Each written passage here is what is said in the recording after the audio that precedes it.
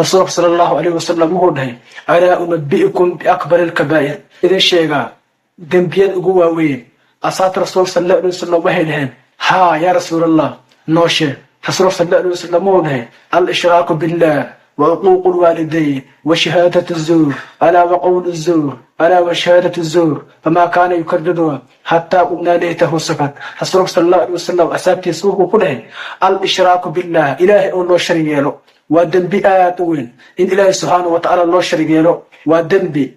وليس كيسا عن حلقة الأسوكو بكرين إن الشرك لظلم عظيم إلهي سبحانه وتعالى إن أتوحك الأشريك يشيد ودنبي سر إلهي سبحانه وتعالى آيدي سأكفام كرتبنا قف كستو وحل أغبى هنهي إنه كفر هذا إلهي سبحانه وتعالى إنه وح أشريك له إلهي سبحانه وتعالى أدون كيسا حدي وسر وحب أشريك إلهي سبحانه وتعالى أدون كيسا دنبي كيسا ورافع بلسة qofkii ilaahay subhanahu wa ta'ala wax u sharigeena qofkaasay waxa kale iska daayay jannada ilaahay subhanahu wa ta'ala xitaa gali maayo qofka labaad waa uquuqul waalideyn waa aasi waalideynimada dhibaato fara badan ay leedahay ilaahay subhanahu wa ta'ala quraankiisa markaa fiirsid meel fara badan ayuu ugu hadlay ilaahay subhanahu wa ta'ala in waalidka loo naseexiyo qof waalidkiisa u jilcaan inaa noqotid wax ka qayb qaadanaysa inaa noqotid qof guuleysta wa bil waalideyn ihsaan waalidiinta qofku waxa loo baahan inuu ihsaan u sameeyo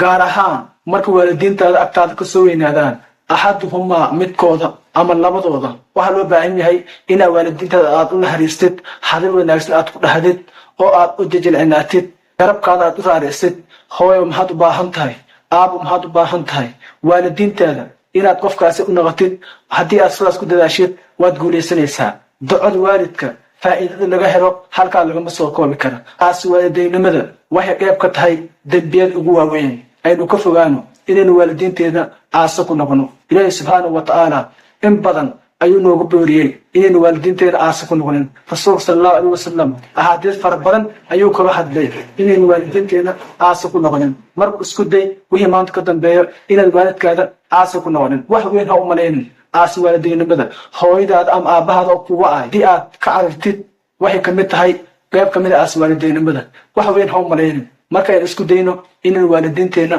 aasi ku noqonin qodobka saddexaad markaata beenaale shahaadatu zuur waa markaata beenaale rasuul sallallahu alayhi wasallam asaabtu waxay dhaheen shahaadatu zuur ala wa qawlu zuur ala wa shahaadatu zuur markaata beenaalaha ayuu ku leeyahay rasuul sallallahu alayhi wasallam ilaa asaabta ay dhaheen rasuul sallallahu alayhi wasallam uu aamuso macnaha waa marar fara badan ayuu ku celiyay waxa dareemaysaa in rasuul sallallahu alayhi wasallam uu aad u jeclaa inaynu noqono dad ilaahay subhanahu wa ta'ala u hoggaansama waxa dareemaysaa in rasuul sallallahu alayhi wasallam sanadihii asnoora juhdi fara badan oo ku bixiyay sidii ummadiis ay u noqon lahayd ummad ilaahay subhanahu wa ta'ala sidii waxa dareemaysaa in rasuulka sallallahu alayhi wasallam hormarna jecel yahay walaaliyaal aynu ku dhaqanno sunnada rasuulka sallallahu alayhi wasallam ilaahay uu leeyahay laqad kaana lakum fi rasuulillahi uswatun hasana rasuul sallallahu alayhi wasallam waxa uu sugan ku daysho wanaagsan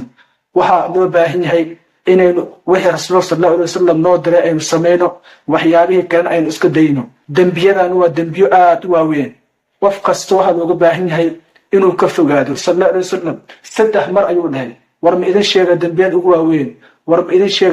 waaweyn saddex mar ayuu ku waxa dareemaysaa uleyskooda meeshu la egyahay aynu iska ilaalino